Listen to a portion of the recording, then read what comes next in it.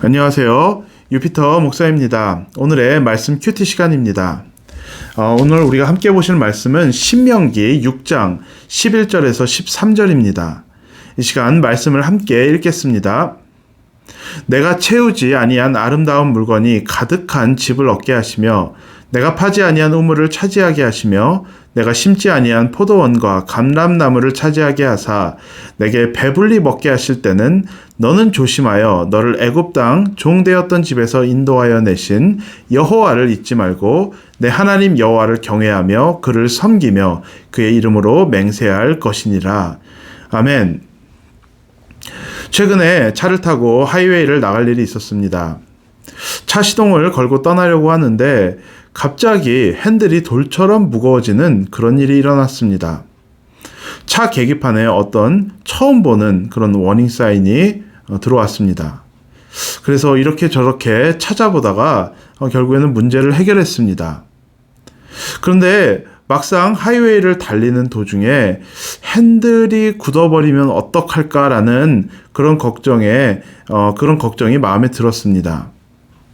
아무 일 없이 결국에는 잘 다녀왔지만 워닝 사인을 받기 때문에 길을 가는 내내 마음이 그리 편하지는 않았었습니다.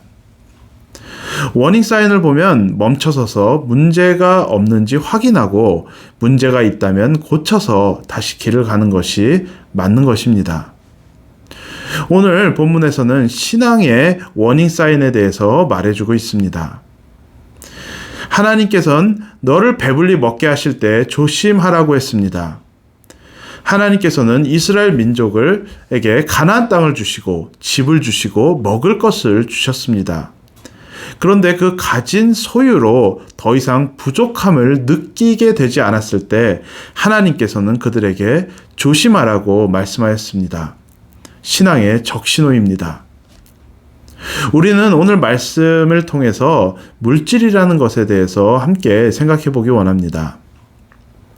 첫 번째로 물질은 하나님께서 주신 축복입니다. 하나님께서 만들어 놓으신 이 세상에서 우리의 삶에 필요한 것들을 더하시는 하나님의 은혜입니다. 물질은 좋은 것입니다. 하지만 두 번째로 그 동일한 물질이 우리의 삶에 걸림돌이 될 수도 있습니다. 세상에서는 더 많은 것을 좋은 것이라고 말해줍니다. 더 많은 돈, 더 큰 집, 더 많고 팬시한 물건들이 우리의 삶에 좋은 것이라고 말해줍니다.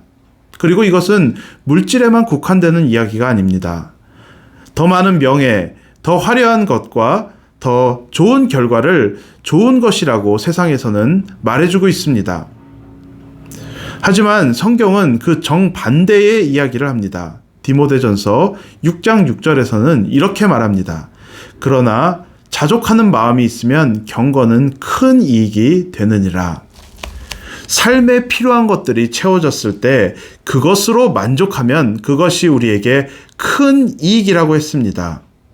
그런데 필요한 만큼 채워져 있는데 그것으로 만족하지 못하고 더 많이 갖기 위해 살아간다면은 성경은 우리에게 조심하라고 경고하고 있습니다. 더 많이 갖기 위해 살아가는 모습을 조심해야 하는 이유는 잘못하면 하나님을 잊어버릴 수 있기 때문입니다. 오늘 본문에서 배불리 먹게 하실 때 조심하라고 한 바로 직후에 이렇게 말했습니다. 너를 애굽 땅 종되었던 땅에서 인도하여 내신 여호와를 잊지 말고 더 많은 것, 더 좋은 것, 더 화려한 것을 쫓아가다 보면은 그것들을 주신 분이 하나님이심을 우리가 잊어버릴 수 있는 것입니다. 애굽에 종되었을 때 어땠습니까? 아무것도 없었습니다. 하나님께서 애굽에 종되었을 때라고 종되었을 때를 기억하라고 하신 것은 그들이 누리는 모든 것이 하나님께서 그들에게 값없이 주신 은혜라는 것을 잊지 말라는 것입니다. 그들의 손으로 스스로 배불러진 것이 아니고 하나님께서 그들을 배부르게 해주셨다는 것을 말씀하여 주시는 것입니다. 여러분의 애굽에 종되었을 때는 언제입니까? 많은 그리스도인들이 없으면 고개를 숙이고 있으면 고개를 들고 살아갑니다. 이런 모습은 애굽의 종되었을 때를 기억하는 그런 모습이 아닙니다. 우리가 언제부터 하나님의 자녀였습니까? 우리 같은 죄인들이 어떻게 하나님을 감히 아버지라고 부를 수 있겠습니까? 우리가 자녀가 된 것도, 하나님을 아버지라 부를 수 있는 것도, 그리고 우리의 삶의 지금 현재의 모습 이 자체가 전부 다 하나님의 은혜로 우리의 삶에, 하나님께서 우리의 삶에 값없이 베풀어 주신 그분의 은혜인 것입니다. 그래서 우리는 지금까지 베풀어 주신 은혜를 앞으로도 베풀어 주실 것을 우리가 믿음으로 바라보며 우리의 삶에 필요한 것들이 채워졌다라면은 그것으로 만족하고 남는 것들은 나누며 살아가는 것이 우리 하나님을 기쁘시게 하는 믿음의 모습일 것입니다. 그렇게 살아갈 때 우리의 믿음의 고백이 우리의 입술에 머무는 것이 아니라 우리의 삶의 고백이 될 줄로 믿으며 그렇게 하나님을 섬기며 살아갈 수 있는 우리 모두가 될 수 있기를 예수님의 이름으로 축복드립니다. 다 같이 기도하시겠습니다. 하나님 감사합니다. 우리가 지금 살아가는 이런 모습들, 우리가 하나님의 자녀가 된 것들, 우리가 오늘도 이렇게 기도하며 하나님의 말씀을 들으며 서 있을 수 있는 이런 하나님과 화평의 관계를 가질 수 있는 것 모두 우리 하나님의 은혜입니다. 하나님 아버지, 우리가 세상을 살아가며 세상에 살아가는 사람들의 모습 때문에 그들과 동일시하게 살아가려고 하는 그런 모습이, 그런 생각들이 우리의 마음에 있습니다. 하나님 아버지, 우리들로 하여금 그 애굽의 종되었을 때를 기억하게 하시옵소서.